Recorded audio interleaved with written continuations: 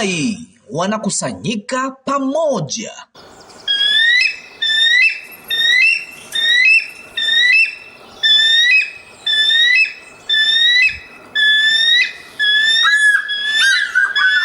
Hii ni barua ya leo Jumamosi, tarehe 4 mwezi wa 7 mwaka wa 2026, kutoka kwa nabii wa Mungu ndugu Joseph Branham wa maskani ya Branham huko Jeffersonville, Indiana, Marekani, kwa bibi harusi wa Yesu Kristo kote ulimwenguni.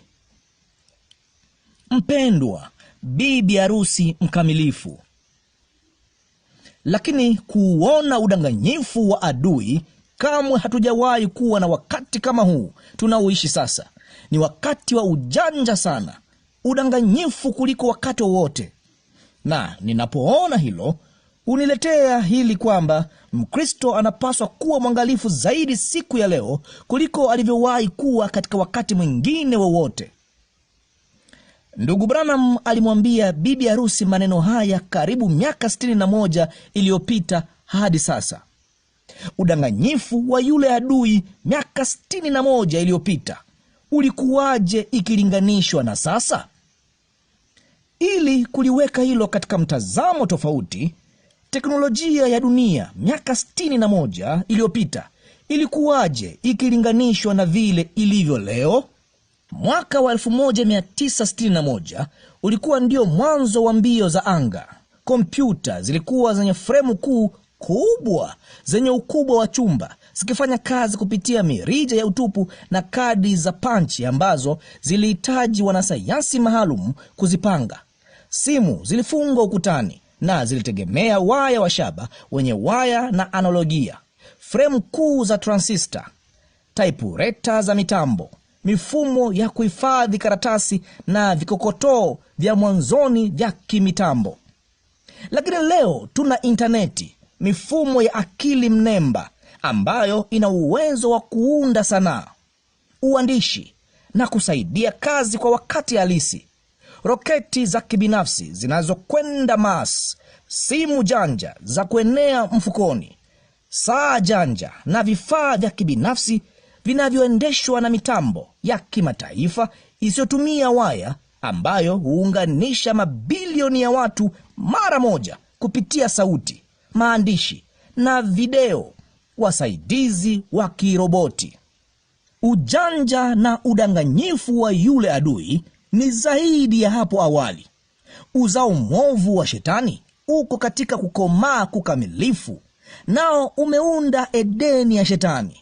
Bali wakati huo huo, Mungu anaye bibi harusi ambaye yuko katika kukomaa kukamilifu, uzao wake wa kifalme ambao umejiweka wenyewe tayari kwa kukaa katika uwepo wa mwanawe, neno lake, sauti yake.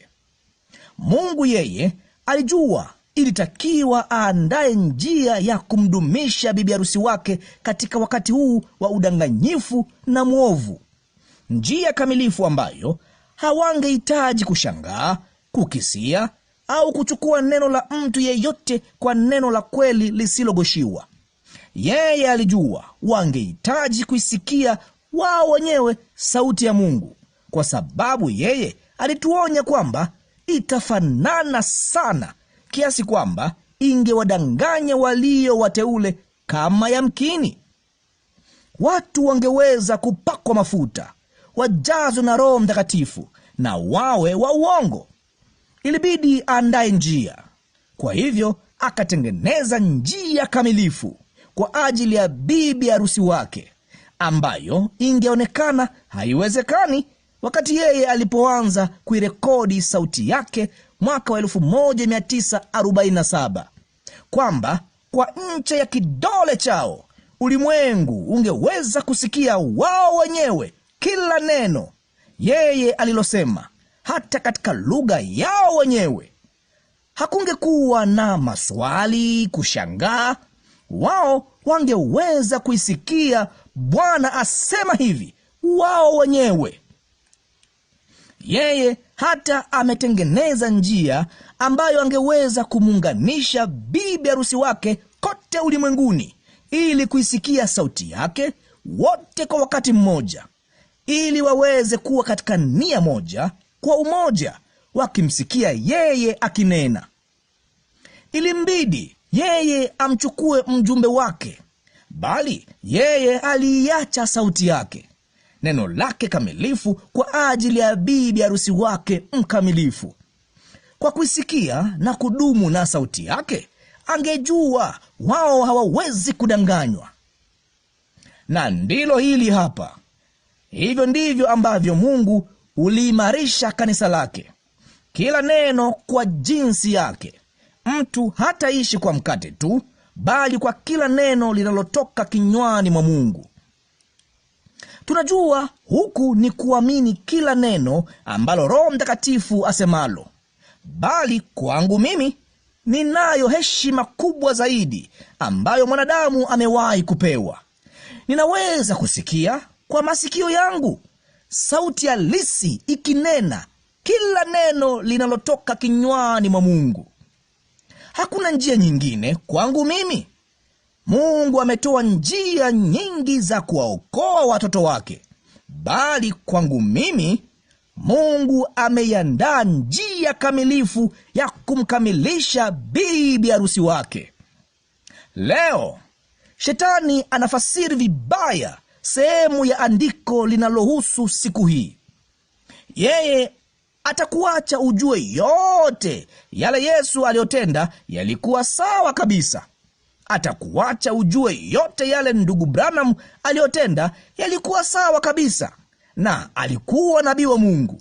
Bali linapokuja suala la kuicheza sauti halisi ya Mungu iliyothibitishwa katika kanisa lao, wao watasema hilo halitumiki leo hii, ni wahudumu.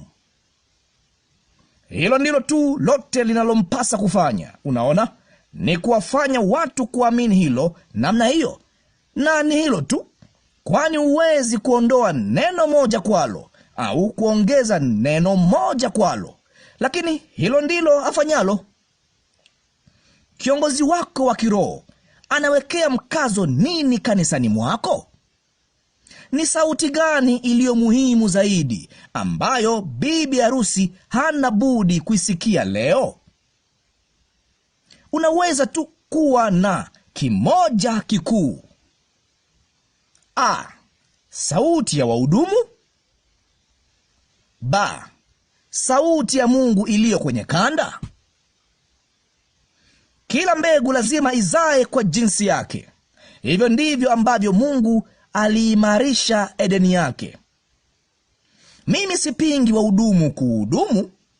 Najua na ninaamini Mungu amewaita. Lakini kwangu mimi, huduma ya kweli itawaambia kusanyiko lake kwamba sauti iliyo kwenye kanda ndiyo sauti iliyo muhimu zaidi ambayo hawana budi kuisikia.